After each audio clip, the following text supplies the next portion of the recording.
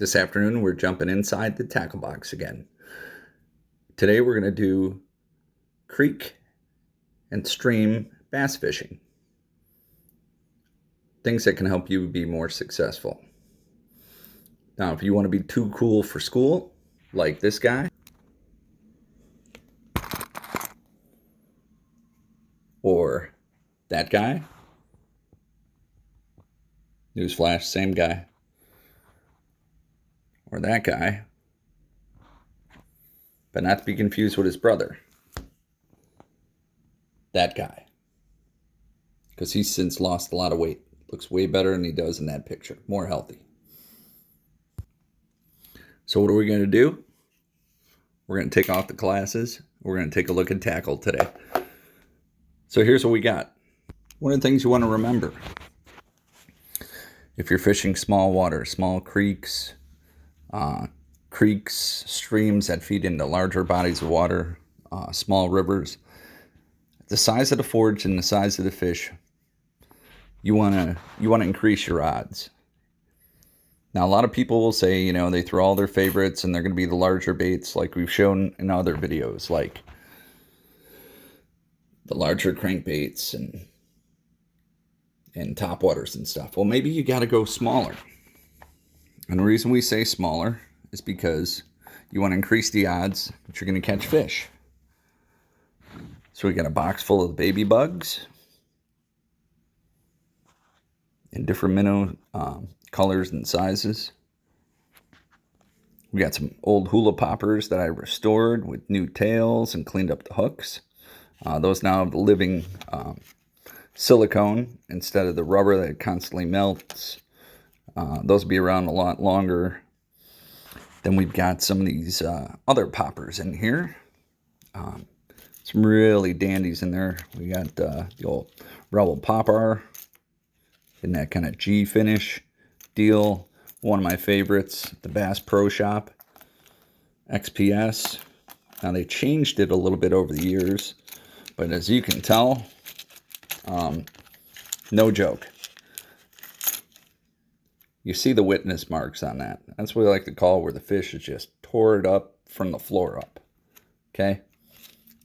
Now, one thing I will tell you is, compared to the stock, and there's, oh my gosh, look at this guy. He's got 3 of them in there. Compared to, keep shaking, come on. Come on, son, come out there. Yep, there you go.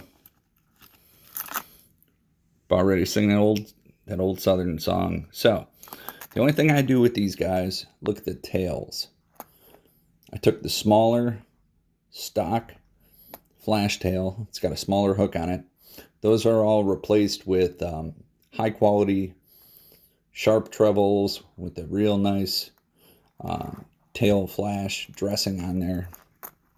And that's on all of them. They typically come, and I've got some of these Matsuo poppers. And you see the standard, that's a standard tail that comes with those. Now you see that guy has been replaced. He's got a shinier, flashier, larger hook. A little bit prettier. I just like the larger, high quality hooks for those. Just increase my odds. Now we're going to get rid of those. We're going to throw that off to the side because that's a hot mess. We'll deal with that later. So, looking at our cranks. So you may get away with this larger crawfish jerkbait, but what if it's not working? Then you got to downsize. So we got the nice little wrap in here, silver minnow color. We've got some other jerkbaits underneath that beautiful cotton cordell wiggalo crankbait. Love that orange craw. We've got some smaller guys underneath here. You see we've got Mystic minnow, small size. Got another one of my favorite little rebels and that Tennessee shad. And then we got another, I think that's a Norman or a Rebel jerkbait underneath it. Those are all the small sizes though, okay? Much like these guys. Here's your Rebel with that Mystic mirror finish, Miro finish. Some sort of such.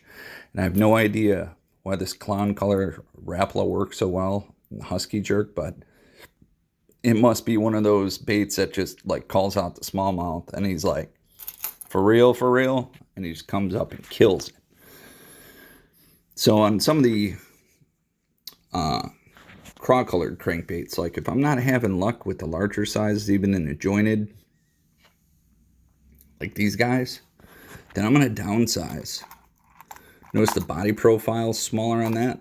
You know, if this bigger Rebel's not working, you know, that's a great crankbait when it's working.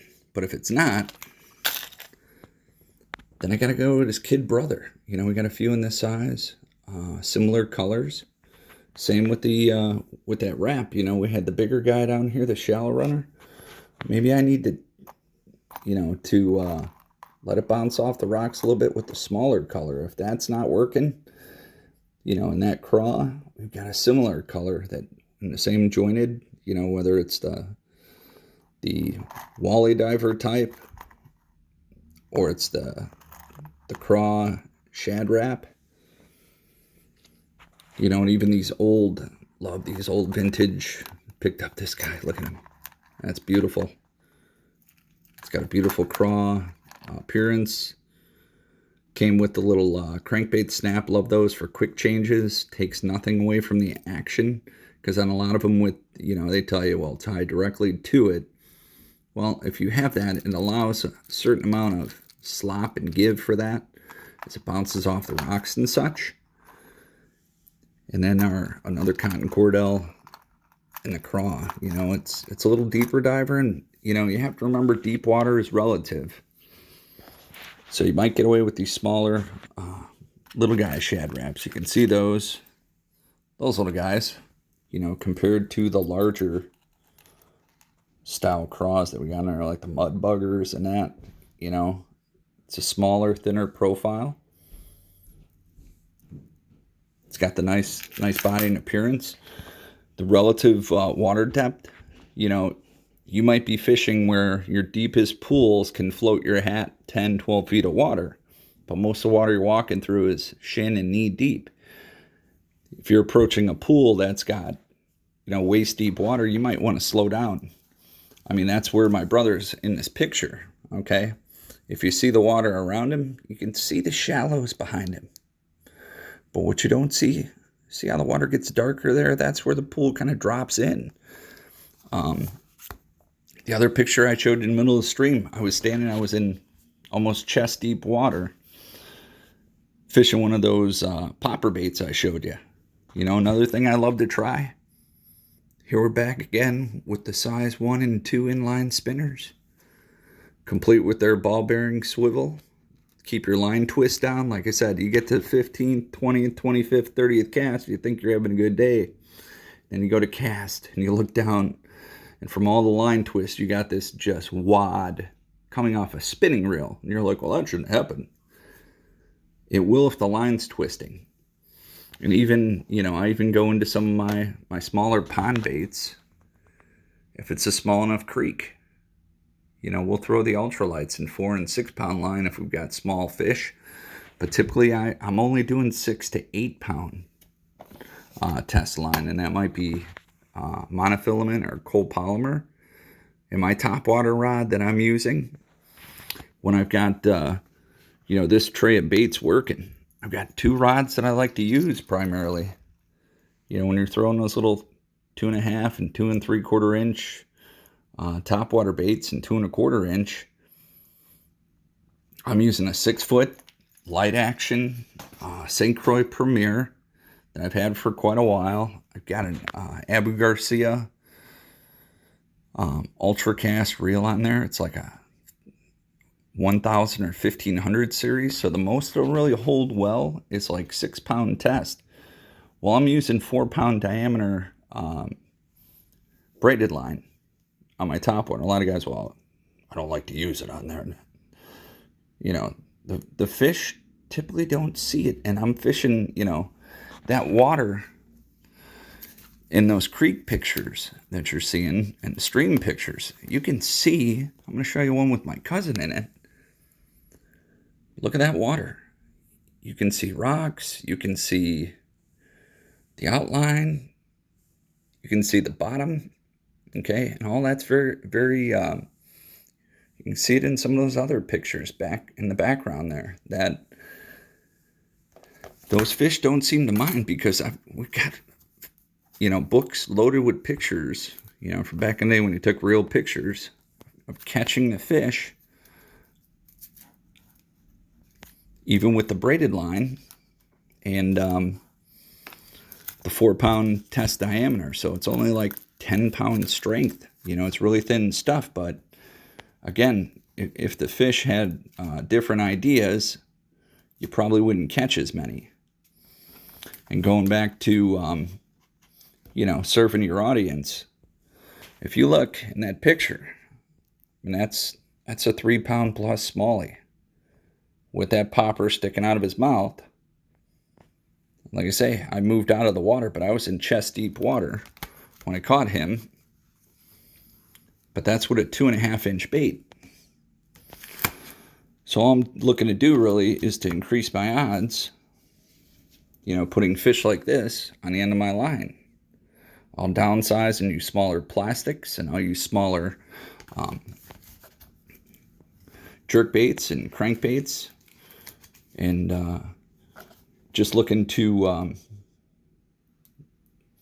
improve my odds of the fish I catch and how many we get to handle in any given day. And I hope that helps you for bait selection. Just remember, it's okay to downsize. It's okay to go smaller, especially if it's going to mean more fish on the end of your line, especially when it comes to creek and stream and small river, smallmouth, largemouth, rock bass. We catch some of those. There's another picture of my brother with another decent chunk of smallmouth. You see where he's standing. He's in ankle deep water, casting out near that same spot. And on the other page, I'm standing on an island, casting in the shallows. That was a jig smallmouth with the bush in the background, but I'm throwing over into water that's, only waist deep.